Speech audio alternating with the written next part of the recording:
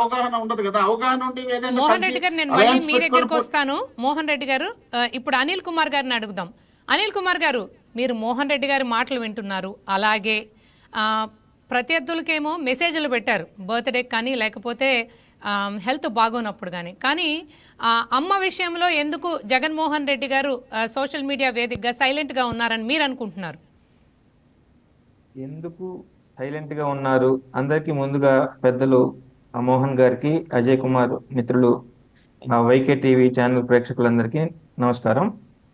రాజశేఖర్ రెడ్డి గారు చనిపోయిన తర్వాత వైఎస్ షర్మిల గారు, ప్రస్తుతం ఏపీసీసీ అధ్యక్షురాలు, తన అన్న జగన్ కోసం, ఆయన కేసుల్లో జైల్లో ఉంటే ఆయన్ని కాపాడటం కోసం ఎన్ని వేల అడుగులు ఆ ఏపీ రోడ్లపై తిరుగుతూ అన్నని అధికారంలోకి తీసుకొచ్చిందో ప్రజలందరికీ తెలుసు. ఒకటి, అన్న కోసం అంత చేసిన జగనన్న వదిలిన బాణం అని చెప్పేసి ఆ రోజు ఆమె షర్మిల గారు మాట్లాడి తన అన్నని అధికారంలోకి తీసుకురావడానికి అహర్నిశలు కృషి చేసిన ఆమెని అన్యాయంగా కేవలం ఆస్తి విషయంలో, తనకి ఇంకా ఉన్నది ఎవరు, చెల్లెలు ఒక్కదే ఉంది, తనకి ఇంకా అన్నలు ఇంకా ఎవరన్నా ఉండి అన్నలు ఎక్కువ అయిపోయి పంచుకోవడానికి ఎవరు ఇబ్బంది ఆస్తులన్నీ అని చెప్పేసి ఆయన బాధపడాల్సిన అవసరం కూడా లేదు. ఉన్నదే ఒకటి చెల్లి. ఉన్న ఒక్క చెల్లినే సరిగ్గా చూసుకోలేని పరిస్థితుల్లో ఈరోజు ప్రతిపక్ష నాయకుడు జగన్మోహన్ రెడ్డి గారు ఉండటం అనేది మనకి చాలా బాధాకరం. పెద్ద ఆయన మోహన్ గారు చెప్పారు, అది వ్యక్తిగతం, ఆమె వేరే పార్టీలో ఉన్నారు అని.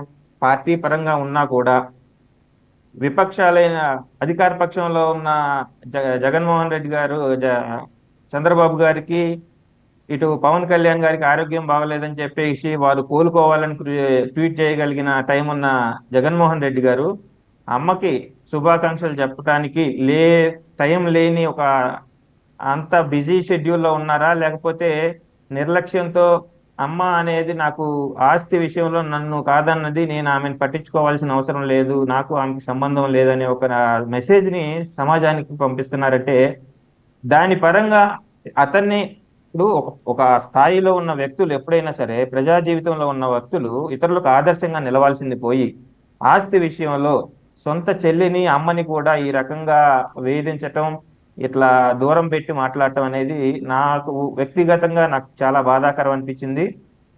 పెద్దలు మోహన్ గారు పార్టీ పరంగా ఎంత సమర్థించినా నాకు ఈ విషయంలో పాపం వారు సమర్థించుకోవడానికి అవకాశం లేదు. నిజానికి ఒక ఒక ఆడబిడ్డగా అయినా సరే మానవతా దృక్పథంతో మాట్లాడాల్సిన అంశంగా ఉంది. తల్లి ఇప్పుడు ఎంత కోపతాపాలున్నా కూడా, సోషల్ మీడియాలో ఈ విషయం ఎందుకు హైలైట్ అయ్యింది అంటే అదే కారణం. వాళ్ళకి విషయం చెప్పి సొంత అమ్మకి ఎందుకు ఆయన విషయం చెప్పలేదు అనేదే ఆ టాకే నడుస్తోంది. అది పెద్దలు పాపం ఆయన ఫోన్లో చెప్పుండొచ్చు అని అన్నారు. అసలు ఫోన్లో కాదు, కనీసం చెప్పారు అనే ఒక మాటని బయటికి ఏ ఛానల్ ద్వారా చెప్పించగలిగినా కూడా ఇంత హాట్ టాపిక్ అయ్యి నెగటివిటీ వచ్చేది అవకాశం ఉండేది కాదేమో బహుశా. అన్ని ఛానల్లో ఈరోజు ఏంది, ప్రతిపక్ష నాయకుడు అయ్యుండి ఒక 5 సంవత్సరాలు రాష్ట్రాన్ని ఒక ముఖ్యమంత్రిగా పరిపాలించిన వ్యక్తి ఇతరులకు సమాజానికి ఏం మెసేజ్ ఇద్దామని చెప్పేసి ఇట్లాంటి చర్యలకి అది ఒక నెగటివిటీని తీసుకెళ్తుంది సమాజంలో అనే విషయం ఆయనకు తెలియకపోవటం అనేది మనం అంటే అనిల్ కుమార్ గారు, ఇంకో ప్రశ్న కూడా ఉత్పన్నమవుతుంది. అంటే ఆస్తులు రాజకీయమేనా, పర్సనల్ ఇది ఎక్కడ, కుటుంబ విలువలు ఎక్కడ అనే క్వశ్చన్ కూడా రైజ్ అవుతోంది.